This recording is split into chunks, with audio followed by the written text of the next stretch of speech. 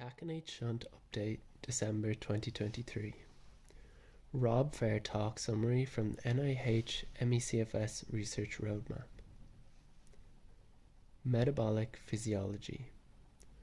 Oxygen consumption studies have looked at the efficiency of oxygen consumption of MECFS patients and healthy controls. They have looked at our whole body consumption efficiency and singular cells efficiency, and the cells are much less efficient. This suggests that not all cells in patients are affected by MECFS, and that the number of cells and type of cells affected may lead to different levels of severity and different symptoms. They have calculated that between 9 and 45% of patient cells are sick. Interferon-stimulated genes in healthy controls in ME peripheral blood mononuclear cells.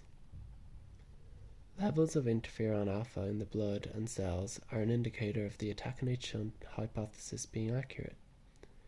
The levels in the blood have been measured before and have shown a small difference that was not found to be statistically significant. They have started to measure interferon-stimulated genes in healthy controls and in MECFS patients' peripheral blood mononuclear cells.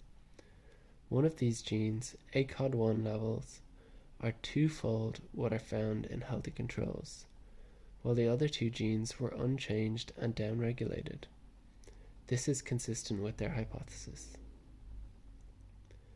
ACOD1 expression in blood monocytes. They have measured the levels of ACOD1 in blood monocytes. The levels in MECFS patients measure was twice or more the levels found in healthy controls.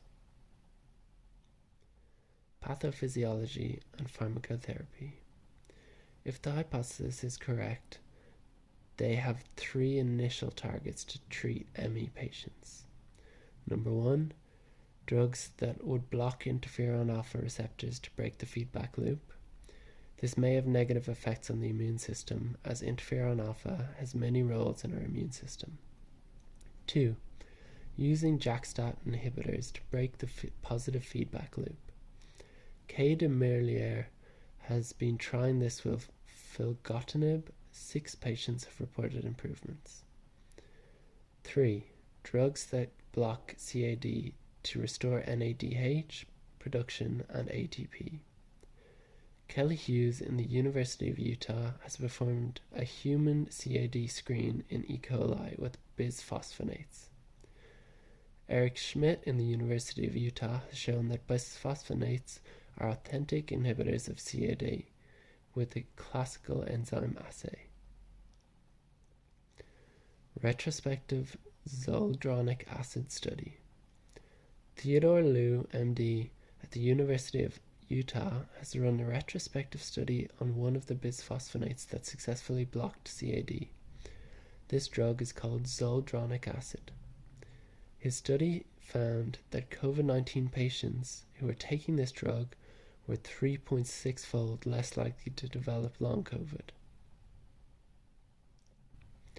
Research priorities: imaging, sorting, sensor technologies for detection and isolation of sick cells. Ultrasensitive single-molecule ELISA assays. What is the nature of predisposition to MECFS? Acknowledgements.